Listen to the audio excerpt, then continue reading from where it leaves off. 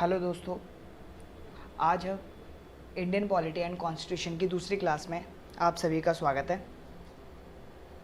आज हम Indian constitution में दिखने वाली पहली चीज़ प्रीएम्बल को डिस्कस करेंगे। तो हमारे इंडियन सिटीजन जितने भी हैं उन सभी को पता होना चाहिए कि व्हाट इज़ प्रीएम्बल, प्रीएम्बल होता क्या है।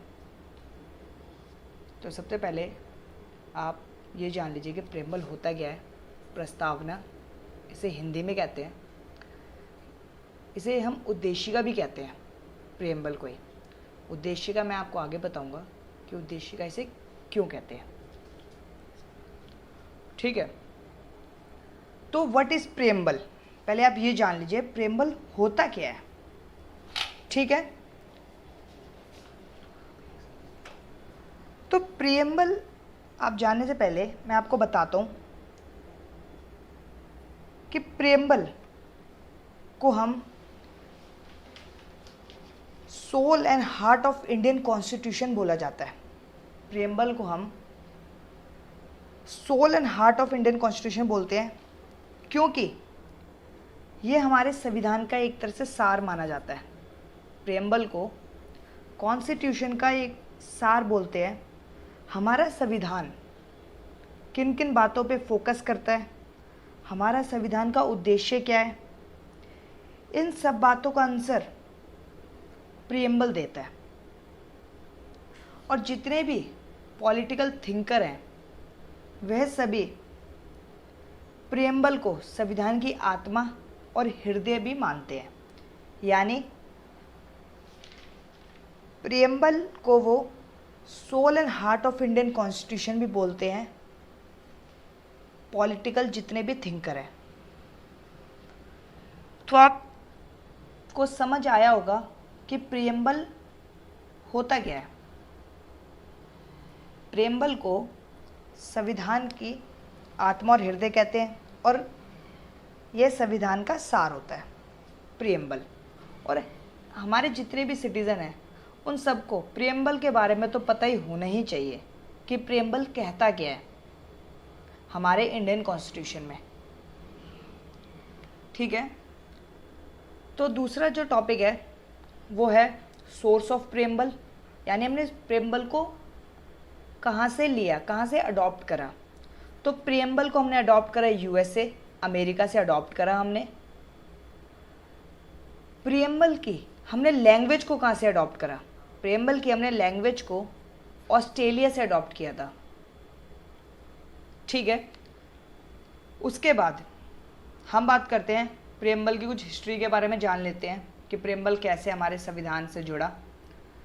क्या हुआ था 13 दिसंबर 1946 को, 13 दिसंबर 1946 को जवाहरलाल नेहरू जी ने एक ऑब्जेक्टिव रेजोल्यूशन को ड्राफ्ट करा, यानी उद्देश्य प्रस्ताव को ड्राफ्ट किया और उसे कॉन्स्टिट्यूएंट असेंबली के सामने पेश करा, जिसको कॉन्स्टिट्यूएंट असेंबली ने 22 जनवरी 1947 को अडॉप्ट किया। बाद में ऑब्जेक्टिव रेजोल्यूशन को ही हमने प्रीएम्बल का नाम दिया। हमने इसी ऑब्जेक्टिव रेजोल्यूशन यानी उद्देश्य प्रस्ताव को ही हमने बाद में प्रीएम्बल का नाम दिया।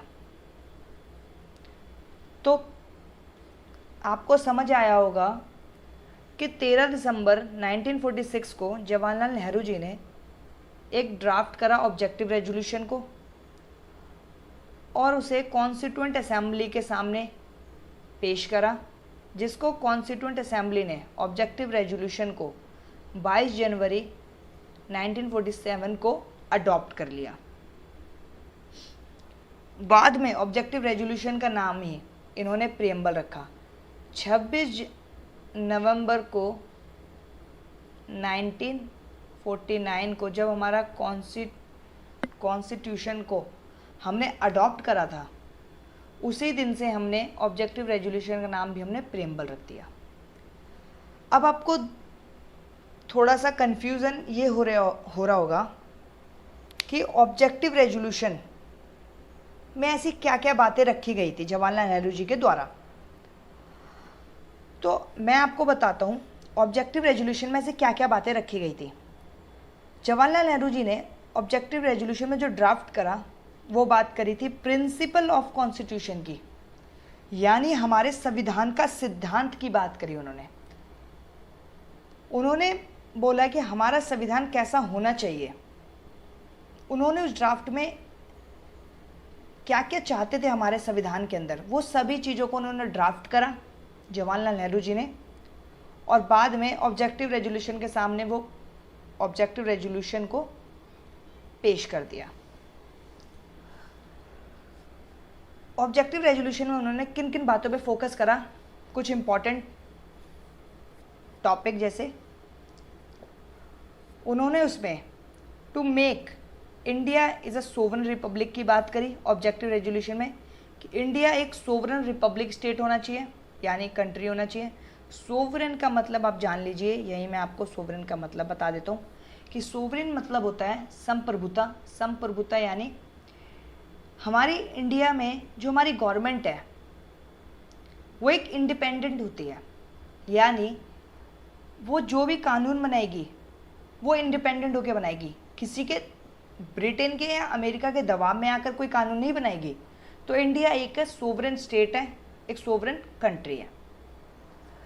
इंडिया ने रिपब्लिक की बात करी जवाहरलाल नेहरू जी ने। रिपब्लिक यानी हेड ऑफ नेशन कौन होता है, हमारे राष्ट्रपति जी होते हैं, शुड बी इलेक्टेड होते हैं।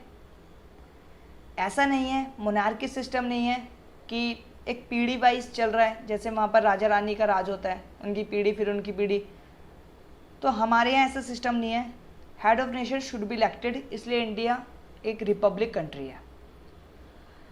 फिर उन्होंने बात करी to establish India as a democratic union की बात करी। इंडिया एक लोकतांत्रिक यूनियन होना चाहिए। लोकतांत्रिक यानी लोगों का शासन। इसकी डेफिनेशन आप सभी को पता होगा कि of the people, for the people, by the people, यानी लोगों का, लोगों के लिए, लोगों के द्वारा का शासन लोकतंत्र कहलाता है। तो सारी पावर किसके हाथों में होती है, यहाँ पर लोगों के हाथों में होती है। तो इंडिया एक डेमोक्रेटिक भी है, लोकतांत्रिक देश है। उन्होंने ऑब्जेक्टिव रेजोल्यूशन में थर्ड बात ये बोली गई कि वो सेव करना चाहते थे माइनॉरिटीज़ को। उन्होंने बैकवर्ड क्लासेस की बात करी, उन्होंने शेड्यूल कास्ट की बात करी, एंड उन्होंने schedule types and tribals area की भी बात करी। ऑब्जेक्टिव रेजोल्यूशन में उन्होंने schedule caste, schedule types and tribals area, जनजाति क्षेत्र, इन सब जातियों को लेकर भी उन्होंने बात करी कि जो बैकवर्ड क्लासेस यानी SC ST OBC, इन सभी के लिए उन्होंने बात करी कि हम उनको सेव करेंगे। फोर्थ उन्होंने बात करी all the powers and authority of central government and state government to be derived from people, कि सारी पावर सेंट्रल गवर्नमेंट की एंड स्टेट गवर्नमेंट की लोगों से ली जाएगी, उनकी पावर्स को, अथॉरिटी को। ठीक है। फिफ्थ बात उन्होंने करी थी कि उन्होंने करा टू गारंटी एंड सिक्योर करे, उन्होंने इन हमारे सिटीजन्स को सिक्योर करना चाहा जस्टिस से, यानी न्याय दिया जाएगा उनको। न्याय कैसा होना चाहिए, सोशल की बात करी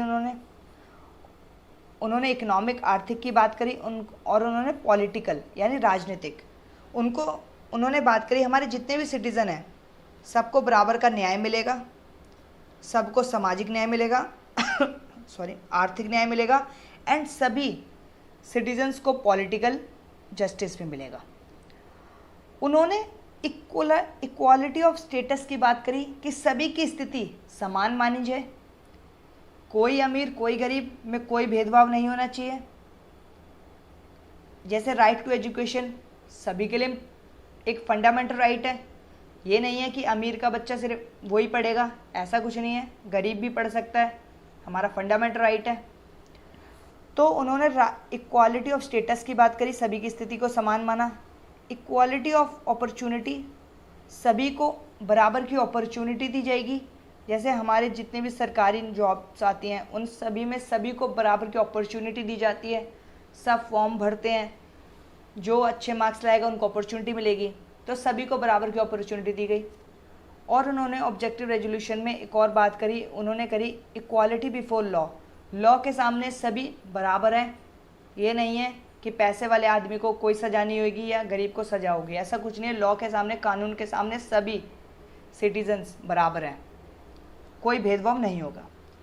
तो ये सभी पॉइंटों को ऑब्जेक्टिव रेजोल्यूशन में जवाहरलाल नेहरू जी के थ्रू ड्राफ्ट किया गया था और उन्हें ऑब्जेक्टिव रेजोल्यूशन को उन्होंने कॉन्स्टिट्यूंट असेंबली के सामने रखा, जिसको कॉन्स्टिट्यूंट असेंबली ने 22 जनवरी 1947 को अडॉप्ट कर लिया। ठीक है, नेक्स्ट हम पेज पे आ जाते हैं। अब हम बात करते हैं कि प्रियम्बल, जितने भी पॉलिटिकल थिंकर होते हैं ना, उन सभी ने प्रियम्बल को soul and heart of Indian constitution माना, यानी प्रस्तावना को संविधान की आत्मा और हृदय माना, क्योंकि यह हमारे संविधान का सार माना जाता है, यानी कंक्लूजन माना जाता है प्रियम्बल। ठीक है, लेकिन डॉक्टर भीमराव अंबेडकर के अकॉर्डिंग वो राइट टू कॉन्स्टिट्यूशन रेमेडी को संविधान की आत्मा और हृदय मानते हैं। वो प्रियम्बल को संविधान की आत्मा और हृदय नहीं मानते, वो राइट टू कॉन्स्टिट्यूशन रेमेडीज को संविधान की आत्मा और हृदय मानते हैं। और राइट टू कॉन्स्टिट्यूशन रेमेडी जो है वो हमारे पार्ट 3 में आती है। हमारे आर्टिकल 32 में राइट टू कॉन्स्टिट्यूशन रेमेडी की बात की गई है, जिसमें हमारे 5 टाइप की रिट्स की बात की गई है। इसमें जैसे इसमें क्या होता है मैं आपको बता देता हूँ थोड़ा सा राइट टू कॉन्स्टिट्यूशन रेमेडी के बारे में। इसमें क्या है कि जब हमारे फंडामेंटल राइट्स यानी मौलिक अधिकार का वॉयलेशन होगा तो हम अपनी रिट याचिका दायर करेंगे सुप्रीम कोर्ट में आर्टिकल 32 के थ्रू, और अपने फंडामेंटल राइट्स को प्रोटेक्ट करते हैं आर्टिकल 32 के थ्रू। इसमें 5 टाइप की रिट्स की बात करी है। फर्स्ट है habeas corpus, second mandamus, third prohibition, fourth certiorari and 5 जो है क्यू वारंटो। ये 5 टाइप की रिट्स हैं जो हमारे राइट टू कॉन्स्टिट्यूशन रेमेडीज़ में बात की गई है। तो डॉक्टर भीमराव अंबेडकर के according right to constitution remedies को उन्होंने संविधान की आत्मा और हृदय माना। फिर हम बात करते हैं कुछ इम्पॉर्टेंट केस को लेकर जो कि प्रियम्बल के द्वारा आए गए, प्रियम्बल से रिलेटेड हैं। कुछ इम्पॉर्टेंट केसेस सुप्रीम कोर्ट में आए। तो फर्स्ट केस जो हम बात करेंगे वो है बीरूवरी केस। ये केस 1960 में आया, जिसमें 7 जजों की बेंच बैठी थी। और बीरूवरी केस ने प्रियम्बल को इंडियन कॉन्स्टिट्यूशन का पार्ट नहीं माना। यानी हम जो बात कर रहे हैं कि क्या preamble is a part of constitution है, प्रियम्बल क्या इंडियन कॉन्स्टिट्यूशन का पार्ट है या नहीं। तो बीरूवरी केस ने अपने जजमेंट में बोला कि preamble is not a part of constitution, preamble संविधान का पार्ट नहीं है। ये बात तो बीरूवरी केस ने बोल दी। सेकंड जब केस आया उसने बीरूवरी केस की जजमेंट को चेंज करा। सेकंड केस था Kesavananda Bharati versus state of Kerala, 1973 में केस आया। सबसे इम्पॉर्टेंट केस हमारे पॉलिटिकल में, आप सबसे ज़्यादा केस इसी में पढ़ोगे, केशवानंद भारती केस बहुत इंपॉर्टेंट केस है। हमारे इतिहास में सबसे बड़ी बेंच 13 जजों की इसी केस में बैठी थी, केशवानंद भारती में 13 जजों की बेंच बैठी। आज तक इससे बड़ी बेंच कभी नहीं बैठी हमारे जुडिशरी में। तो उन्होंने, केशवानंद भारती ने अपने जजमेंट में बोला और बिरुबरी की जजमेंट को कैंसिल करके उन्होंने बोला preamble is a part of constitution. उन्होंने बोल दिया कि प्रेम्बल हमारे संविधान का भाग है और ये पार्ट है।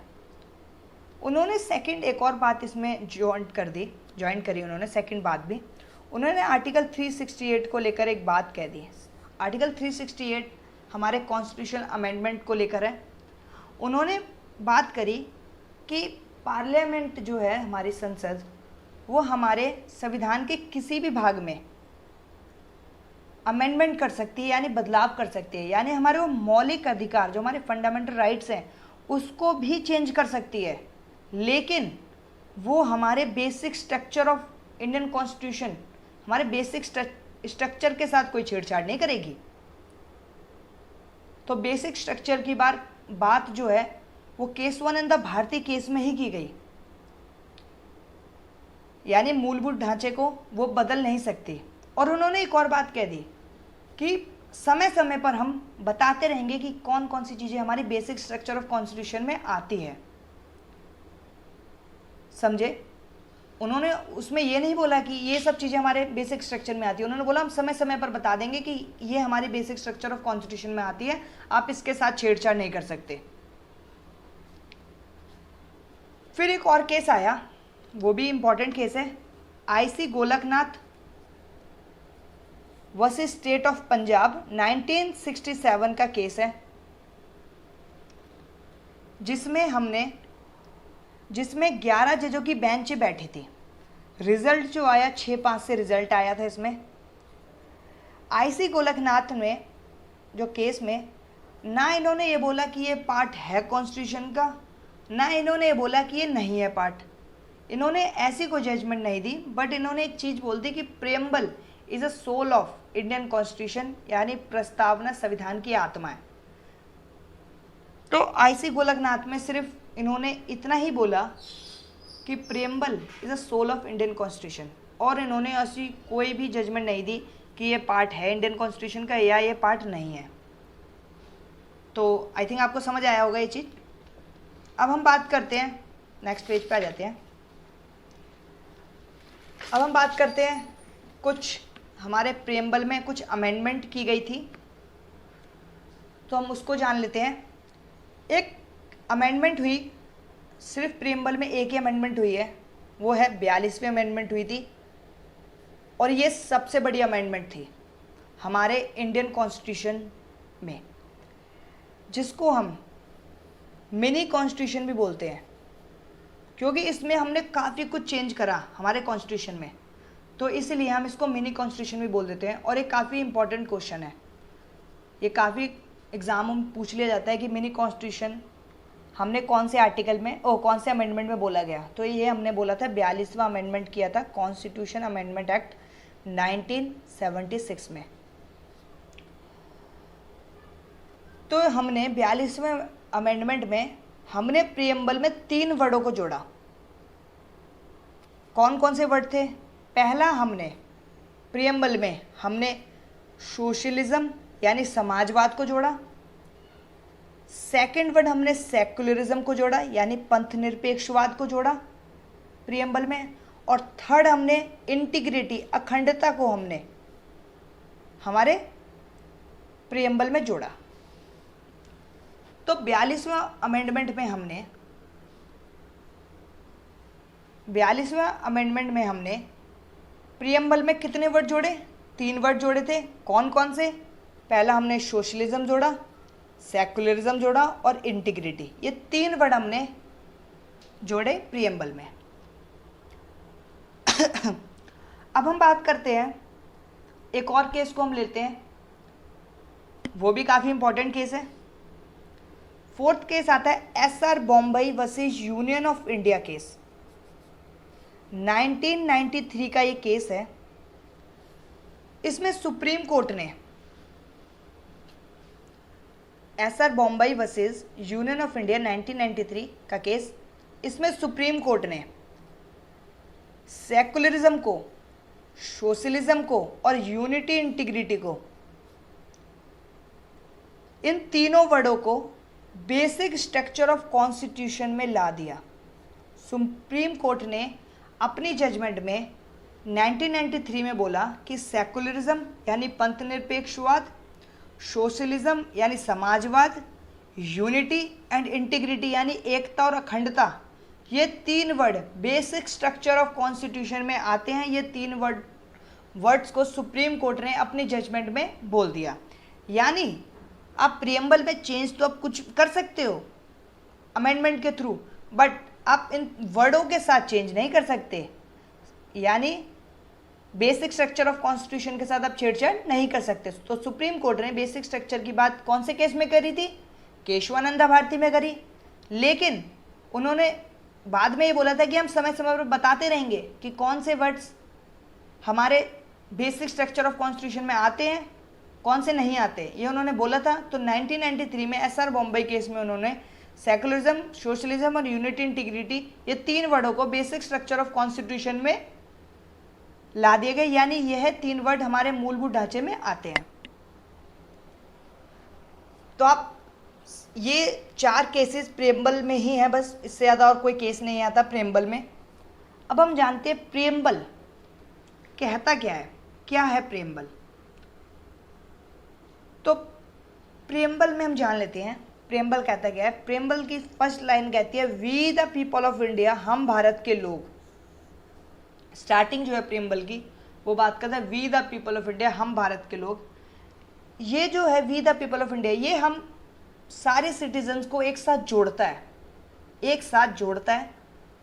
इसी को उन्होंने इस तरीके से बोला कि we the people of India, हम भारत के लोग। फिर उन्होंने इसमें वर्ड्स जोड़े प्रियम्बल में। हम भारत को कैसा देश बनाना चाहते हैं? संप्रभुता वाला यानी सोवरेन स्टेट बनाना चाहते हैं। सोशलिज्म यानी समाजवाद बनाना चाहते हैं। सेकुलरिज्म बनाना चाहते हैं, पंथ निरपेक्षवाद। डेमोक्रेसी बनाना चाहते हैं, लोकतंत्र देश। और रिपब्लिक यानी गणतंत्र देश बनाना चाहते हैं। ये पांचों वर्ड्स लाइन से लिखे गए हैं प्रियम्बल में। आपको पांचों वर्ड ऐसे ही लाइन से मिलेंगे, क्योंकि हमारे पेपरों में, एग्जाम्स में लाइन से पूछ ले जाते हैं कि प्रियम्बल में कैसे कैसे वर्ड्स आते हैं। तो फर्स्ट सोवरेन आता है, सेकंड सोशलिज्म की बात की गई, थर्ड में सेकुलरिज्म, पंथ निरपेक्षवाद, फोर्थ में डेमोक्रेसी, फिफ्थ में रिपब्लिक। आपको ऐसे ही याद करना पड़ेगा इन वर्ड्स को। अब आपको मैं इन वर्ड्स के मतलब बता देता हूँ, ये वर्ड्स अपने में क्या कहना चाहते हैं। फर्स्ट सोवरेन, सोवरेन यानी होता है संप्रभुता। संप्रभुता अभी मैंने आपको पहले ही 2 मिनट 5 मिनट पहले ही बताया कि जो हमारी इंडिया में हमारी जो गवर्नमेंट है, सरकार है, वो एक इंडिपेंडेंट है, आज़ाद है। वो अपने डिसीजन लेने में, वो किसी के दबाव में डिसीजन नहीं लेती। अगर उसे कानून बनाना है या कुछ भी चेंज करना है तो वो किसी बाहर की कंट्री से पूछती नहीं है, वो अपने संविधान में चेंज खुद कर सकती है। तो इंडिया एक सोवरेन स्टेट है, सोवरेन कंट्री है। फिर बात करते हैं हम सेकुलरिज्म की, ले लीजिए पंथ निरपेक्षवाद की, समाजवाद पहले, सोशलिज्म, समाजवाद। इंडिया में समाजवाद की बात की गई, सारे समाजों की हम रक्षा करेंगे। वेलफेयर स्टेट की बात करी गई यहाँ पर समाज के लिए, कि समाज में हम वेलफेयर स्टेट के लिए कल्याणकारी राज्य में काम किया जाएगा। तो समाज और हमारे जितने भी समाज में जितने विवादों को सुलझाया जाए, इसलिए हमने समाज के लिए, हमने कल्याण काम के लिए बात करेंगे, हम समाज के लिए अच्छा काम करेंगे। तो हमने समाजवाद की बात करी। हम थर्ड बात करते हैं सेकुलरिज्म यानी पंथ निरपेक्षवाद। इसको हम एक तरह से धर्म निरपेक्ष भी कह सकते हैं। तो इंडिया एक सेकुलरिज्म कंट्री है, लेकिन क्या इंडिया का अपना कोई धर्म है? तो इंडिया का अपना कोई धर्म नहीं है। इंडिया सारे धर्मों को मानता है। आप अपने सारे धर्मों का प्रचार कर सकते हो, जिस भी धर्म में आप पूजा पाठ कर सकते हो, कहीं भी आप आना जाना कर सकते हो, कुछ भी आप अपने धर्म के साथ कर सकते हो, लेकिन इंडिया का अपना कोई धर्म नहीं है। इसलिए इंडिया एक सेकुलर कंट्री है। और इंडिया धर्मों के साथ साथ पंथ निरपेक्षवाद भी कंट्री है, बिकॉज इंडिया धर्मों के साथ साथ पंथों को भी समान भाव से देखता है। पंथ यानी जैसे मुसलमान में सी और सुन्नी होते हैं, तो ये पंथी तो हुए, तो इनको भी हमारा इंडिया समान भाव से देखता है। ठीक है, तो इंडिया एक पंथ निरपेक्षवाद देश है, इंडिया का अपना कोई धर्म नहीं है। इंडिया, फिर बात करते हैं डेमोक्रेसी, लोकतंत्र। तो लोकतंत्र का मतलब होता है लोगों के द्वारा शासन, लोगों का शासन। इसकी जो डेफिनेशन है अभी बताई थी, of the people, for the people, by the people, यानी लोगों का, लोगों के लिए, लोगों के द्वारा शासन लोकतंत्र कहलाता है। आपको एक चीज बताता हूं, ये तो सभी को पता होगी लोकतंत्र की डेफिनेशन, लेकिन इसकी डेफिनेशन किसने दी आपको ये पता है? तो इसकी जो डेफिनेशन दी है वो अब्राहम लिंकन जो है, अब्राहम लिंकन जो है, इन्होंने डेमोक्रेसी की डेफिनेशन दी। ये अब्राहम लिंकन कौन थे?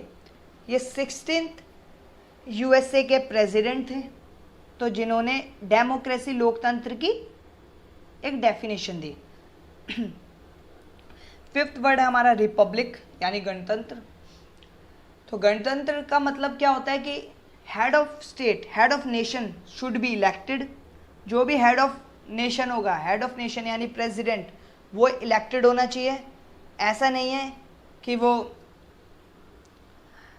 उसको एक मोनार्की सिस्टम यानी कोई वो अपना पीढ़ी वाइज चला रहा है कि पहले मैं, फिर मेरा बेटा, फिर मेरा बेटा, ऐसा कुछ नहीं है। इंडिया में रिपब्लिक कंट्री, हम इंडिया खुद एक रिपब्लिक कंट्री है, क्योंकि इंडिया में जो हेड ऑफ नेशन होगा वो शुड बी इलेक्टेड होगा। अब हम बात करते हैं प्रेम्बल में जस्टिस की, न्याय की बात करते हैं। जस्टिस कैसा होना चाहिए? सभी को न्याय कैसा मिलना चाहिए? सोशल न्याय मिलना चाहिए, इकोनॉमिक आर्थिक न्याय मिलना चाहिए, उनको पॉलिटिकल न्याय मिलना चाहिए, यानी राजनीतिक न्याय मिलना चाहिए। ठीक है, फिर बात हम करते हैं लिबर्टी, फ्रीडम कैसा मिलेगा सभी को? थॉट का फ्रीडम है, विचार, एक्सप्रेस अभिव्यक्ति का, बिलीव विश्वास, फेथ धर्म, वर्कशिप वासना। सभी को बराबर का फ्रीडम है थॉट का, अपना थॉट कर सकता है, वो एक्सप्रेस कर सकता है, बिलीव, फेथ, वर्कशिप, सभी को बराबर का फ्रीडम दिया गया। इन सभी में सभी को इक्वालिटी, सभी को समानता दी गई। समानता किस किस चीज़ों में दी गई? स्टेटस में दी गई, पद में दी गई, अपॉर्चुनिटी दी गई, सभी को बराबर। अब स्टेटस स्थिति यानी सभी की स्थिति को समान माना जाएगा। ऐसा नहीं है कि तू अमीर है कि ये गरीब है, ऐसा नहीं, सभी को बराबर का स्टेटस दिया जाएगा, सभी को बराबर की अपॉर्चुनिटी दी जाएगी। जैसे हमारे जॉब्स में, सरकारी जॉब्स में सभी को बराबर की अपॉर्चुनिटी दी जाएगी। ये नहीं है कि सिर्फ कोई गरीब आके सरकारी नौकरी नहीं कर सकता, सारे अमीर ही करेंगे, ऐसा कुछ नहीं है। अंबानी का बेटा नौकरी करेगा, ऐसा कुछ नहीं है। लास्ट बात करता है फ्रेटर्निटी की प्रेम्बल में। फ्रेटर्निटी यानी बंधुत्व, इसको हम भाईचारा भी कहते हैं। फ्रेटर्निटी कैसी होनी चाहिए? डिग्निटी ऑफ इंडिविजुअल, स्वयं की गरिमा की बात की गई प्रेम्बल में। और बात करेगी unity and integrity of nation, राष्ट्र की एकता और अखंडता की बात की गई प्रेम्बल में। तो ये सभी बात आज हमने जानी प्रेम्बल के अंदर कि प्रेम्बल क्या कहता है, प्रेम्बल है क्या। हर सिटीजन को प्रेम्बल के बारे में पता ही होना चाहिए कि प्रेम्बल में ऐसी क्या क्या बातें बोली गई हैं जो हम सभी को अपने देश के लिए करना चाहिए। तो हमने आज क्या क्या जाना? हमने पहले तो फर्स्ट हमने जाना कि प्रेम्बल को, कि व्हाट इज़ प्रेम्बल, प्रेम्बल होता क्या है। तो मैंने आपको बताया कि प्रेम्बल एक तरह से हमारे कॉन्स्टिट्यूशन का सार होता है, कंक्लूजन होता है। इसे हम heart of soul and heart भी बोलते हैं हमारे संविधान का, कॉन्स्टिट्यूशन का। फिर हमने जाना कि प्रेम्बल को हमने कहाँ से लिया, यूएसए से लिया, लैंग्वेज ऑस्ट्रेलिया से ली। फिर हमने कुछ हिस्ट्री जानी प्रेम्बल की। फिर हमने ऑब्जेक्टिव रेजोल्यूशन के बारे में जाने कि जब जवाहरलाल नेहरू जी ने ऑब्जेक्टिव रेजोल्यूशन को ड्राफ्ट करके कॉन्स्टिट्यूएंट असेंबली के सामने रखा, तो ऑब्जेक्टिव रेजोल्यूशन में ऐसी क्या क्या बातें उन्होंने रखी गई थी। फिर हमने जाना कि डॉक्टर भीमराव अंबेडकर के अकॉर्डिंग वो प्रियम्बल को हार्ट ऑफ सोल नहीं मानते, वो राइट टू कॉन्स्टिट्यूशन रेमेडीज को उन्होंने हार्ट एंड सोल माना। फिर हमने कुछ इंपॉर्टेंट केस जाने प्रियम्बल से रिगार्डिंग, है ना, जिसमें हमने बिरुवरी केस जाना, केशवानंदा भारती केस जाना, आईसी गोलकनाथ केस जाना, बहुत इंपॉर्टेंट केसेस हैं। और हमने एक केस जाना एसआर बॉम्बई केस 1993 में। हमने एक अमेंडमेंट जानी, 42वीं अमेंडमेंट जानी थी जो प्रियम्बल में हुई थी, 42वीं अमेंडमेंट, जिसमें हमने 3 वर्डों को जोड़े, सोशलिज्म को जोड़ा, सेकुलरिज्म को जोड़ा, इंटीग्रिटी को जोड़ा। और 42वें अमेंडमेंट को हमने मिनी कॉन्स्टिट्यूशन का नाम भी दिया। फिर एसआर बॉम्बई केस जाना, जिसमें 3 वर्डों को, सेकुलरिज्म, सोशलिज्म, यूनिटी, इंटीग्रिटी को हमने बेसिक स्ट्रक्चर ऑफ कॉन्स्टिट्यूशन में डाल दिया। फिर हमने प्रियम्बल जाना, प्रियम्बल कहता क्या है। तो टुडे इतनी ही क्लास थी आज। अगर आपको अच्छी लगती है तो प्लीज़ यार लाइक सब्सक्राइब कर देना। और ठीक है, नेक्स्ट क्लास में हम मिलते हैं। मैं आपको नया टॉपिक कॉन्स्टिट्यूशन से कराऊंगा। ठीक है, थैंक यू।